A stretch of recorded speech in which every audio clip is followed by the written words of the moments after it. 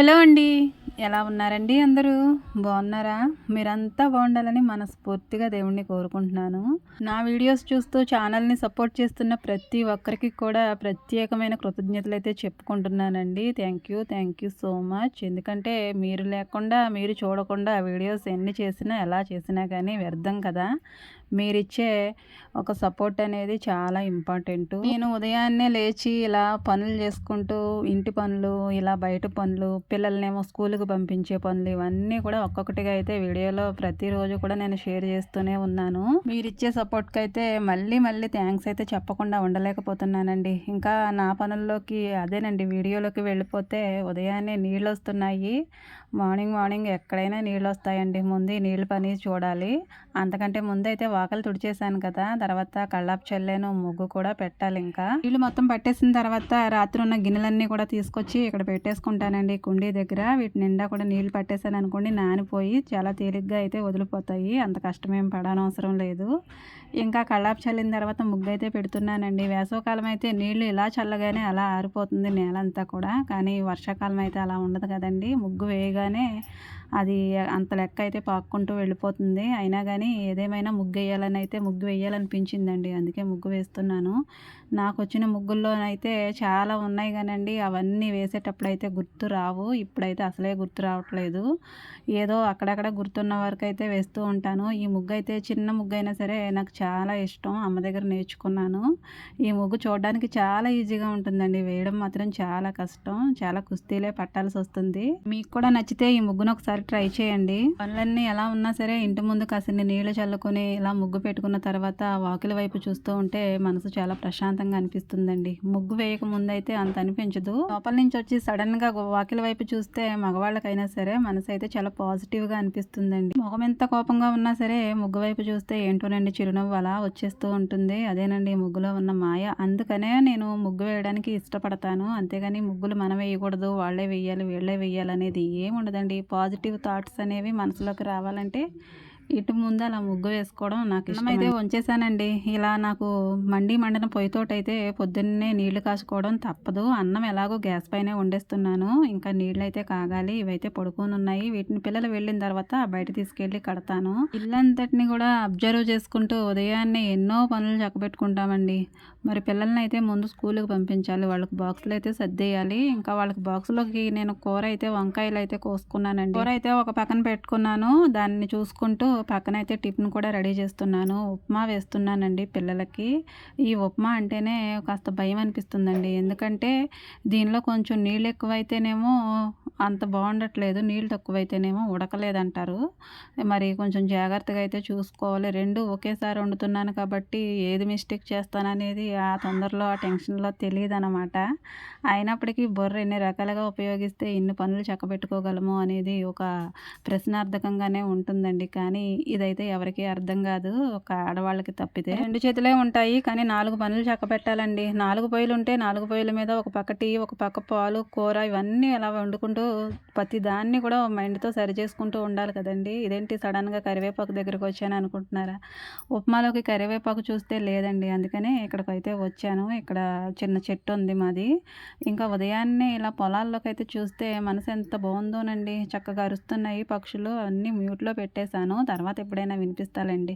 ఇంకా కరివేపాకు తీసుకొచ్చి త్వరగా అయితే ఆ ఉప్మా సరుకుల్లో అయితే వేసేసాను. వేయించేసి దానికి తగినన్ని వాటర్ అయితే పోసుకుంటాను. ఇది ఎర్ర రవ్వ అంటానండి నేనైతే. మరి మా సైడ్ అయితే ఎర్ర ఉప్మా రవ్వ అంటాము. అంటే పెద్దగా ఉంటాయి కదా పలుకులు, ఆ ఉప్మా అండి. నేను నీళ్ళేమి కొలత ప్రకారం అయితే పోయను, ఉజ్జాయింపును పోసేసుకుంటాను.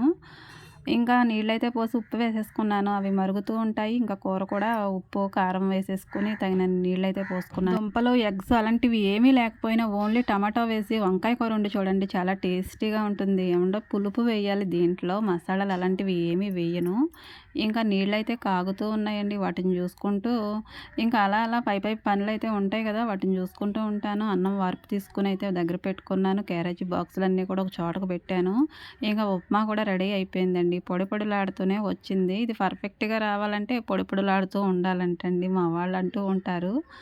ఇంకా కూర కూడా దగ్గర పడిపోయిందండి. ఈ కూరలో అయితే నేను నిమ్మరసం వేస్తాను. ఒకవేళ నిమ్మకాయ లేకపోతే చింతపండు వేస్తానండి. మరి ఇలా కారం కొంచెం ఎక్కువ వేసినప్పుడైతే పులుపు తప్పకుండా వేయాలి. కారం కాస్త తగ్గించి వేసినప్పుడే అల్లం వెల్లుల్లి పేస్ట్ అని మసాలాలన్నీ వేస్తూ ఉంటాను.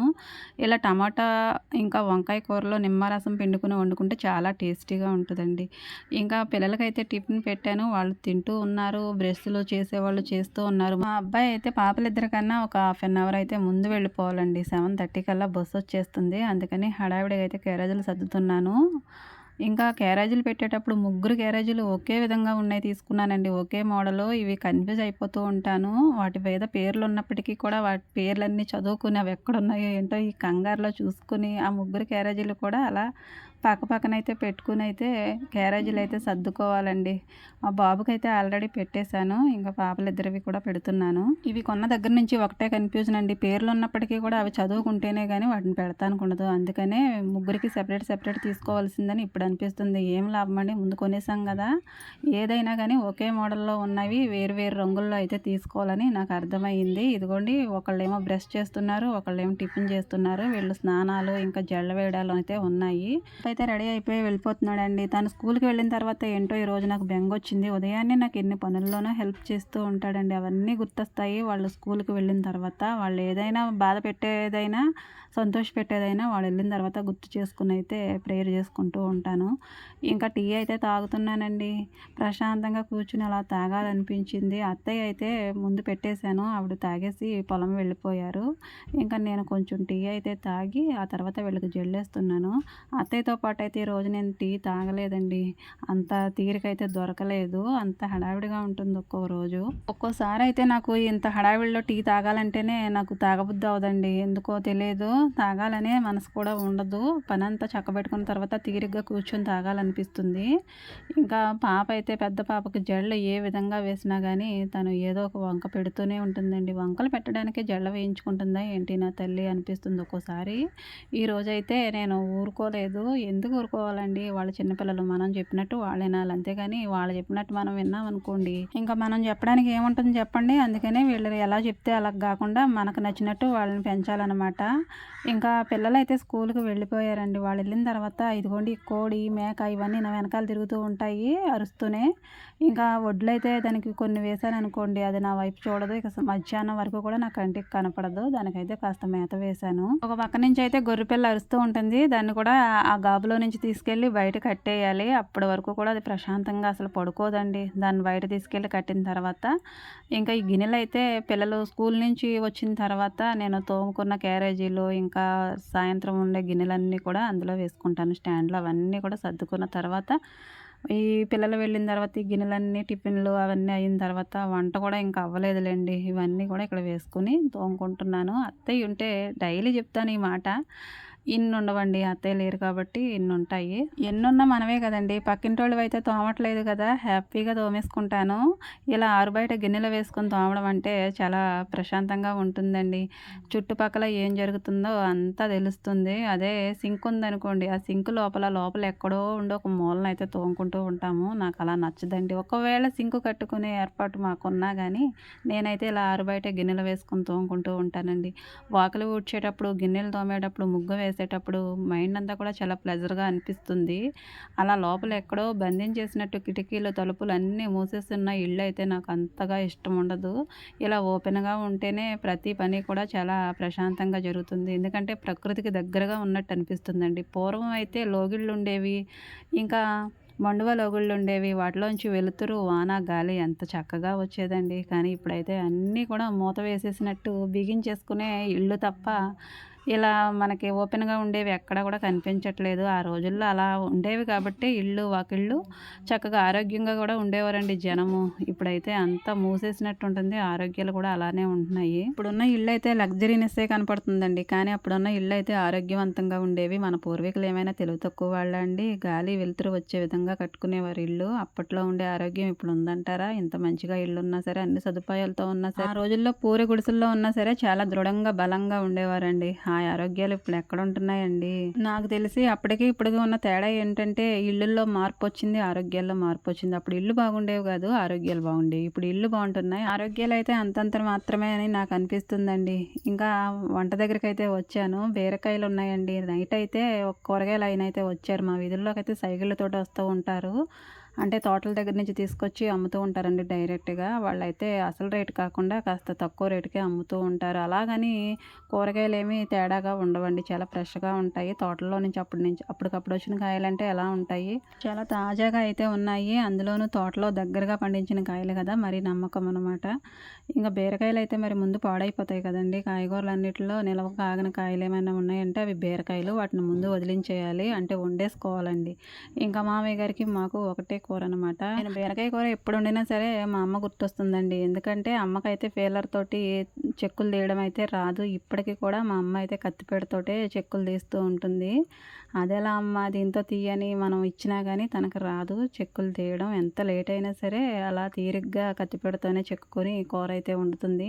అమ్మ పొలం వెళ్ళే టైంలో మేము చిన్నప్పుడైతే ఎంత హడావిడైనా సరే అలా కత్తిపీటతో చెక్కులు తీసి కూరొండి, వంట చేసుకొని మమ్మల్ని రెడీ చేసి స్కూల్‌కి ఆ తర్వాత తను పనికి వెళ్ళేదండి. నాకదంతా కూడా కళ్ళకి కట్టినట్టుగా కనిపిస్తుందండి. ఈ బీరకాయలతోటి మా అమ్మ ఏ విధంగా తిప్పలు పడేదో. ఇప్పటికి వచ్చి మా అమ్మ అలానే చెక్కుతూ ఉంటుంది. ఎంత సదుపాయం వచ్చినా గానీ అమ్మకి ఈ పేలర్ తోటి చెక్కులు తీయడం రాదనమాట. ఒక్కొక్కటి నేర్పించాలని ప్రయత్నించినా గానీ వాళ్ళకి రాదు పెద్దవాళ్ళకి. వాళ్ళు అనుసరించే పద్ధతిలోనే ఫాలో అవుతూ ఉంటారు. ఇంకా అన్నం ఇలా వంచాలంటే నాకు కష్టమండి. ఎందుకంటే పొయ్యి దగ్గర వంచే అలవాటు. రాయి ఉంటుంది. ఆ రాయి మీద పెట్టి వంచితే ఈజీగా వంచేయొచ్చు. ఇలా చేతులతోటి మొత్తం సపోర్ట్ ఇచ్చి వంచాలి. చిన్న కుండ అయినా చాలా కష్టంగా అనిపిస్తుంది. పెద్ద కుండ అయినా సరే పొయ్యి దగ్గర చాలా ఈజీగా వంచేస్తానండి. ఈ కుండతోటైతే కుస్తీలు పట్టాను కాసేపు. ఇంకా వంట పని అయిన తర్వాత ఇలా మామయ్య అయితే గొర్రెపిల్లని తీసుకొచ్చి ఇక్కడ మా ఇంటికి దగ్గరలోనే ఉంటుందండి నిమ్మ తోట, మీకు తెలుసు కదా! ఆ తోటలోకి అయితే దీన్ని తీసుకొస్తూ ఉంటాం అప్పుడప్పుడు. ఎందుకంటే దీనికి మేత ఒక్కోసారి తక్కువగా అనిపించినప్పుడైతే ఇలా తీసుకొస్తూ ఉంటాము. ఆ నిమ్మ తోట గల వాళ్ళు ఇలా దగ్గరగా పనులు చేసుకుంటూ ఉంటే ఆ తలుపైతే తీసేసి వెళ్తూ ఉంటారు. దాన్నైతే కాసేపు అందులో తిప్పుకోమని. ఇంకా మామయ్యనైతే కుర్చీ వేసి కూర్చోబెట్టి దీని దగ్గరికి మరి కుక్కలు అలాంటివి వస్తూ ఉంటాయి కదండీ! భయపడైతే పారిపోతూ ఉంటుంది కాబట్టి దీనికి ఎవరో ఒకళ్ళైతే చూసుకుంటూ ఉండాలి. ఇంకా నేను కూడా కొన్ని పరకలైతే గడ్డి కోసుకొని తీయొచ్చు అనుకున్నాను కానీ ఈ వానకి తడిసిపోవడం వల్ల అవన్నీ ఏరుల్లా అయితే వచ్చేస్తున్నాయి. ఎందుకులే అని మానేశాను. ఇలా ప్రకృతి ఒడిలోనే ఉన్నట్టు ఉంటుందండి మా ఇల్లు అయితే. నిమ్మ తోటకి బహు దగ్గరగా ఉంటుంది. కొబ్బరి తోట, నిమ్మ తోట కలిసి ఉంటాయి. ప్రకృతి ఎంత అందంగా ఉంటుందో. ఉదయాన్నే పక్షులు చేసే హడావిడి అంతా ఇంత కాదండి. నేను ఎక్కడికో వెళ్ళాలి టూర్లకి ఏవేవో చూడాలని అయితే ఎప్పుడూ అనుకోనండి. నాకైతే కళ్ళ ముందున్న ఈ పచ్చదనం సరిపోతుంది ఈ జన్మకు. ఇలా ప్రకృతి ఒడిలోనే ఉన్నట్టు అనిపిస్తుందండి. నాకు బయటకి ఎక్కడికైనా వెళ్ళానంటే ఆ వాహనాల రద్దీ, మనుషులు అంతా కూడా నాకు గజిబిజిగా ఉంటుంది. ఎప్పుడు ఇంటికొచ్చి పడిపోతానా అనిపిస్తుంది ప్రాణం అయితే. ప్రశాంతమైన వాతావరణంలో ఉండి ఎప్పుడైనా రాజమండ్రి, తణుకు, తాడేపల్లిగూడెం వెళ్ళాననుకోండి అదంతా కూడా నాకు గజిబిజిగా అనిపించేస్తుంది. ఇంత అందమైన ప్రకృతిలో నుంచి బయటకి ఎంత అందమైన ప్లేసులకు వెళ్ళినా కానీ నాకు నా ఇంటికి ఎప్పుడొచ్చేయాలి, ఎప్పుడు మా వాతావరణంలో కలిసిపోయి గాలిని పీల్చాలని అయితే మనసు ఇటే లాగేస్తూ ఉంటుందండి. ఇంకెక్కడికో వెళ్ళాలని అయితే ఆశ ఎప్పుడూ లేదు. ఎప్పుడైనా చూడాలనిపిస్తే పొలాలు పనిగట్టుకుని అయితే వెళ్తారండి. కానీ మేము ఇలా అడుగు బయట పెట్టామంటే పొలమే కనిపిస్తూ ఉంటుంది. దానిలో ఉన్న పక్షులు ఇంకా వాతావరణం అంతా కూడా చాలా అందంగా అయితే కళ్ళ ముందు కనిపిస్తూ ఉంటే ఇంకా పొలాలకు వెళ్ళవలసిన అవసరం ఏముందండి. ఇంకా గొర్రెపిల్లని అయితే బయటకు తీసుకొచ్చేసాము. మరి ఆ తాళం అయితే వేసేయాలి కదండి. అంతవరకు దాన్ని అయితే అలా కడుతున్నాను. ఇంకా దాన్ని లోనకి తీసుకొచ్చానో లేదో వర్షం అయితే పట్టుకుందండి. వర్షం మరి మధ్యాహ్నం 12, 1 గంట ఆ టైంకల్లా వర్షం అయితే నేను ఉన్నానంటూ వచ్చేస్తుంది. ఇంకా ఇదంతా తడిచిపోయింది. మరి గొర్రెపిల్లేమో బయటే ఉంది. దాన్నైతే తీసుకురావాలనేసి దానికోసం వెళ్ళి దాన్ని కట్టు విప్పానండి. కట్టు విప్పగానే అది అటు పరిగెబెట్టేసింది. వర్షం అసలే వస్తూ ఉంటే అదేమో నాతో ఆటలాడుకుంటూ ఉంది వర్షంతోటి. దాన్ని ఎలాగోలాగైతే పట్టుకునైతే లోపలికి తీసుకొచ్చాను.